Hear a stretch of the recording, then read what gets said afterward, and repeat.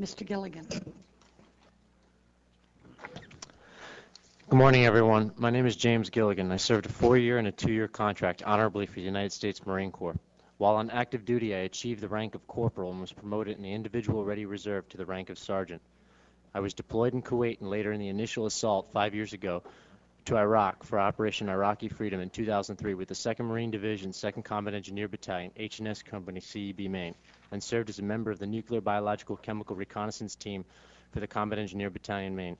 Later in the same month of returning home, I deployed to United States Naval Base Guantanamo Bay, Cuba with 36 Weapons Company Cat Platoon. I was assigned to the Joint Operations Center and later on the fence line. I have personally observed Camp X-Ray from the outside and later once inside.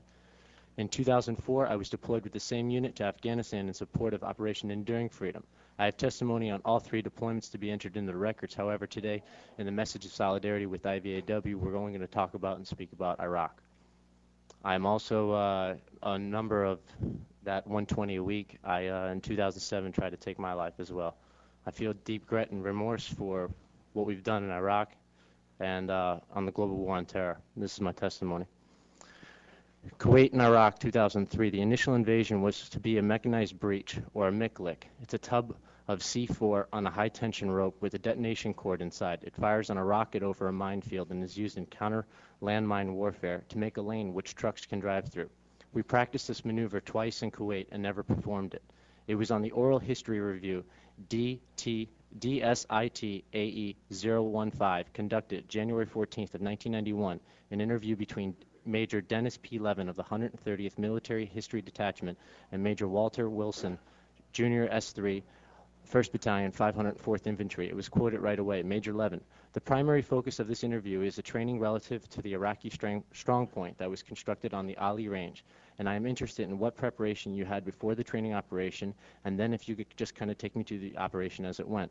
Major Wilson replied back with, the main preparation we did, other than issuing formal operations orders, was to rehearse it twice before we actually conducted the attack. And also we had about 2 officer professional development classes on the Iraqi strong point and what it consists of and how we would envision taking it down. This tactic was in the works prior to the invasion. 12 years later, we were issued the same warning orders, and instead of breaching under fire, we breached the country twice by road. The second time by UN security car through UN back to Kuwait and back onto the Iraqi roads. This was all due to the incompetence on the leaders of the convoy commander. I am sure without fail that we were the only unit in history to have ever invaded a country and invaded it all in 10 minutes twice.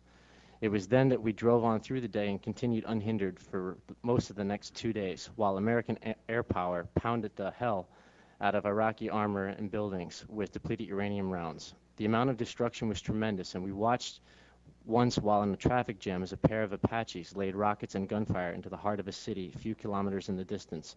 Without a doubt, I have been in and around buildings destroyed by depleted uranium rounds, as well as vehicles, armored personnel carriers, tanks, and corpses. During the invasion, we were also exposed to severe sandstorms, which meant that we were breathing in sand for days, sand that more than likely contained depleted uranium. I went for 47 days without a shower in the initial invasion, and I could buy a PlayStation 2 game in a post-exchange before I could even shower, because our contractors were already making bases and had a routine supply line, while we were sleeping out in the open. Almost daily, I found Iraqis who spoke English, whose questions were who we were and how long we were to be there. Today is the Conscientious Objector Day, May 15th, and the day that honors those who choose not to fire their weapons. They do go to combat sometimes by force of their command. We were just a week before the flight to Kuwait when I saw my first sergeant chew someone out about his CO status. I heard the first sergeant say, "What if those F blank ragheads came into your home and raped your daughter and tortured and murdered your wife?" I was shocked to hear the bravery in the young Lance Corporal's voice as he told the first sergeant, "No, I don't know what I would do. Why? Would we do that to them?" His remarks were overlooked and he deployed regardless and remained in rear positions but was still exposed to indirect and routine patrols. I never fired my weapon in combat. I had plenty of waiting and traveling around in a gun truck. I was bombed, mortared, rocketed, IED'd, and even shot at.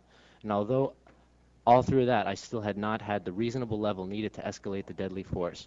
I do not believe in the free fire orders commonly given to ground forces currently operating in Iraq, and I do not believe that they are morally correct. We were always running about 5 minutes too late or 2 kilometers away from the action. Our tactics were search and avoid. It was a good mission if we did not have to fire our weapon. Though many were anxious to get their combat action ribbon, I am certain many did not fire their weapon. We were shot at several times, but it would be a sporadic thing, happening at your position or on another patrol. However, this was not the case for most of the units. The Marines in Fallujah were in armored personnel carriers and were ordered to mount bayonets. The destruction on civilian population level was atrocious. Saddam had pardoned many convicts and prisoners. We knew that if we were to get into a major civilian area, we would kill a lot of innocent people. During the initial ground invasion, a key white volunteer from 2nd CEB was called by her forward deployed Marine, who told her a Marine had died while securing an airfield. She immediately called everyone on the key wives list, with the gossip calling everyone on the list, not confirming who or what unit, surely caused a lot of heartache for families and wives at home, while the Marine was from 1st CEB and not 2nd CEB. This misinformation is irresponsible of the senior leader who did not observe military operational security. One dark night on a road convoy north, I remember during the initial assault, my unit witnessed a U.S. military helicopter crash nearby where we had stopped for the night. When we could not be sure of signs of ejections or chutes, we had asked our leaders to go to the site. What would be a short foot patrol to help this U.S. pilot, we were told not to go and to stay put through the whole night. I had fire watch during the night and stayed awake through the rest of the night, but we never went. Destroying Iraqi property was such a pleasure for some, but for me one day it was orders. I was ordered to take Lance Corporal Jerome with me as security, and I received orders via inter-squad radio to destroy a civilian's pickup truck. I slashed as much as I could, and I kicked in the windshield for good measure. It was later with regret that I thought that this might have been this man's livelihood. Looting during the initial invasion was rampant. Nearly everyone had something, rugs, pens, pictures, you name it. Anything you could find that would fetch a price. Later, I had to surrender to U.S. Customs officials, military liaison, my pins with Saddam's head on the design. They wanted them back because all uniform items were to be confiscated for the rebuilding and reconstituting of the Iraqi army. Meanwhile, we were running over guns and blowing up weapons caches. Slides. Those that didn't bought their souvenirs on the street, some of which were probably stolen. That's a picture of me as a tunnel rat in Afghanistan. Next slide. For some members of my unit, it was the Iraqi Atomic Energy Facility that was most profiting. It was there that I was told that members of my unit had breached a safe containing gold coins. I was not on that foot patrol, which took place deep within the compound. However, I was shown the coins later from fellow NCOs in my platoon. When I deployed, it was with 2 SAPI armor-protected plates, yet I was ordered to give one to a fellow Marine from 1st Combat Engineer Battalion who had not deployed with one. Such was the case for a majority of the junior NCOs and below from 1st CEB deploying with inadequate armor. During the initial invasion, in fact, my Humvee had plastic doors. We never found evidence of weapons of mass destruction while on patrol with a nuclear, biological, chemical warfare chief warrant officer and fellow members of my reconnaissance team. Early May, while trying to win the hearts and minds of the Iraqi people, we were surrounded by a crowd of non-hostile Iraqis. I witnessed my first sergeant for H&S Company as he exited the Humvee without any backup or support. He ran down a male Iraqi child who was maybe 7 to 8 years old and lifted him in the air, hand-choking the boy. With his pistol already drawn, he pointed into the child's head and neck area, threatening and screaming shouts of profanity. As a result of this, the mood in the truck was dead silence until we returned to our campsite. Thank you very much.